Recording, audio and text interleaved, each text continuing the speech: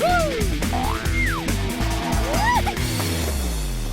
Parc d'Olin vous présente le Week-end sportif. Toute l'actualité et sport de ce week-end, c'est la reprise. On est ravis de vous retrouver. Guillaume Van der Schaag, bonjour. Bonjour Adrien. Le rédacteur en chef de Sprint Magazine, qui n'est pas venu les mains vides avec son nouveau numéro, le premier de l'année. Le premier donc de janvier 2017. L'événement d'abord ce week-end dans la région en sport, c'est en football, bien sûr, les 32e de finale de la Coupe de France. Oui, en effet, pas de Ligue 1, mais quelques affiches intéressantes ce week-end, avec d'abord l'équipe du LOSC qui reçoit l'Excelsior Saint-Joseph. Pour ceux qui ne connaissent pas, c'est une équipe qui nous vient de La Réunion, une équipe de DH, donc tout à fait à la portée du LOSC. C'est ce samedi à 15h, malgré tout, au Stade Pierre-Mauroy, et savez-vous qui va donner le coup d'envoi ?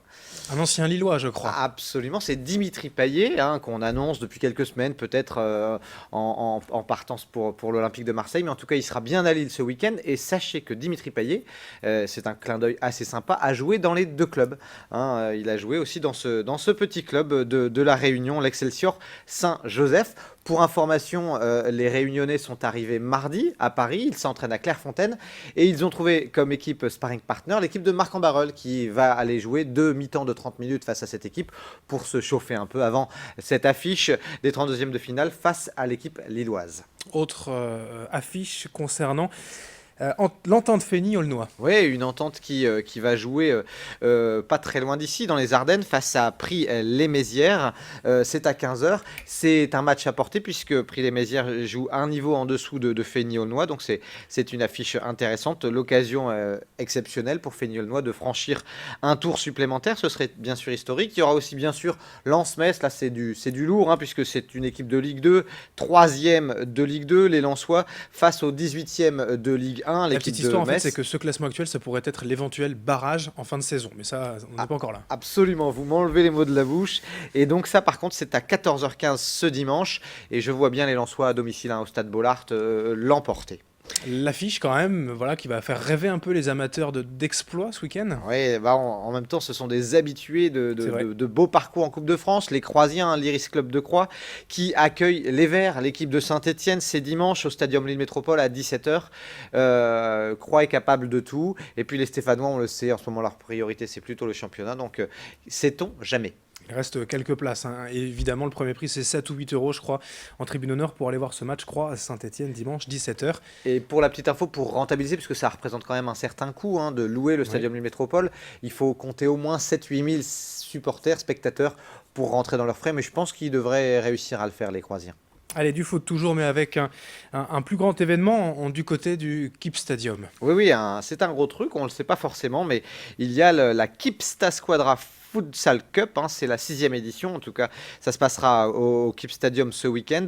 Il s'agit des 40 meilleures équipes européennes de futsal chez les jeunes, de la catégorie U13 à la catégorie U17. Ça va être vraiment l'effervescence, il y a près de 11 nations représentées et il y aura du très beau niveau. Ça démarre ce matin et le KIP Stadium, on a profité aussi pour annoncer leur partenariat technique avec Marine Pichon, l'ancienne joueuse internationale de foot. Voilà. Après le football, on ouvre une belle page basket également. Oui, avec d'abord un match en retard en Pro A avec le BCM Gravelines qui affronte Nanterre. Alors c'est un petit peu, ça va être un petit peu difficile pour les Gravelinois. Gravelines est 9e, 7 victoires, 7 défaites depuis le début de la saison, alors que Nanterre est 3e de Pro A. Ils ont perdu seulement 4 fois depuis le début de l'exercice.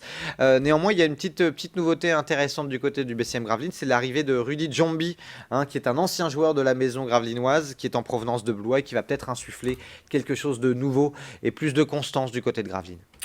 Non, pas de Pro B, mais un derby de Ligue féminine, vous le disiez. Oui, absolument. Entre l'ESBVA et le Hainaut, ça se passera au Hainaut. Alors c'est un petit peu là aussi déséquilibré, puisque l'ESBVA ils sont 4e de Ligue féminine avec 7 victoires pour 5 défaites. Le Hainaut 10e seulement de Ligue féminine avec un match en retard, 4 victoires, 7 défaites. Oui, mais attention, le Hainaut est en pleine en plein renouveau, oui. Puisqu'ils sont vraiment sur une bonne dynamique, les filles du Hainaut, parce qu'elles ont gagné en décembre face à Tarbes et face à Montpellier.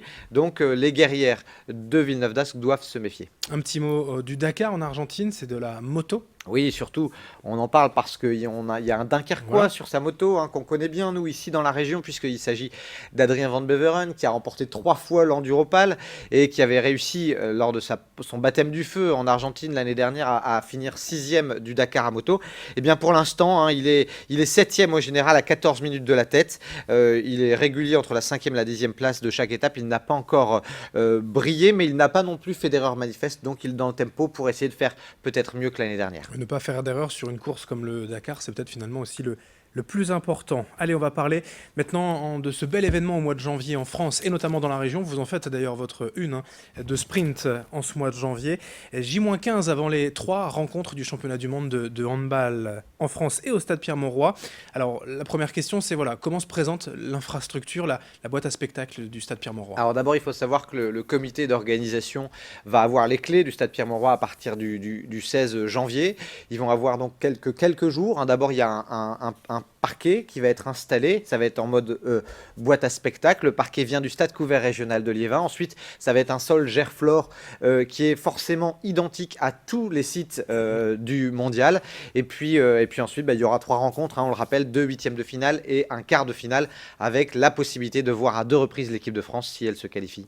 Ça, c'est certain, on verra l'équipe de France à Lille. Alors, si elle se qualifie, quelle que soit sa place dans la poule, si elle sort des poules, et on n'imagine pas le contraire, franchement, avec leur palmarès et leur talent, eh bien, en effet, de toute façon, on verra les Bleus à Lille. Ça, c'est une bonne nouvelle. Quelle jauge de spectateurs peut-on espérer? 27, 28 000? Alors là aussi, c'est intéressant, puisque la jauge va être légèrement supérieure à la jauge qu'on avait eue lors de l'Euro de basket. On devrait atteindre, si c'est plein, il y aura au moins un match plein s'il y a l'équipe de France, la jauge de 27 500 places. Ce serait un record du monde pour un match d'un mondial, puisque l'ancien record, c'est 25 000 personnes. C'était en Égypte, au Caire, lors du mondial en 99.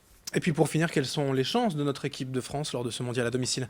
Alors forcément, nous, dans Sprint, on a interrogé un petit peu toutes les figures emblématiques du handball régional. Patrick Casal, ancien champion du monde en 95, en 2001, entraîneur de l'USDK et quelques autres entraîneurs de la région. Tout le monde voit l'équipe de France atteindre le dernier carré, mais attention, il faudra se méfier de quelques nations. Le Danemark, notamment, champion olympique. Il faudra se méfier également de l'Allemagne et de l'Espagne, qui sont les grandes nations qui sont toujours un petit peu au rendez-vous. Et puis la Croatie, ce sera solide. Et puis chaque année, enfin plutôt tous les 2 ans lors du mondial, il y a toujours une équipe qui arrive à sortir son épingle du jeu. Rappelez-vous, le Qatar c'était en 2015, je pense, qui avait été finaliste, hein, face à la France. La France, sur ses 10 derniers matchs, on a perdu 2. Hein, c'était lors du tournoi olympique face au Danemark en finale et face à la Croatie en poule. Mais elle avait quand même fait quelques victoires probantes. Donc on croise les doigts, je pense vraiment qu'ils vont réussir à se sortir des matchs de poule. Premier match pour l'équipe de France, ce sera face au Brésil. C'est noté. Merci et Guillaume Van der Schaak pour toutes ces infos. L'actualité sport du week-end, on se retrouve lundi pour débriefer. À lundi, bon week-end à tous et puis bonne année à tous aussi. L'info continue dans un instant sur Grand Lille TV.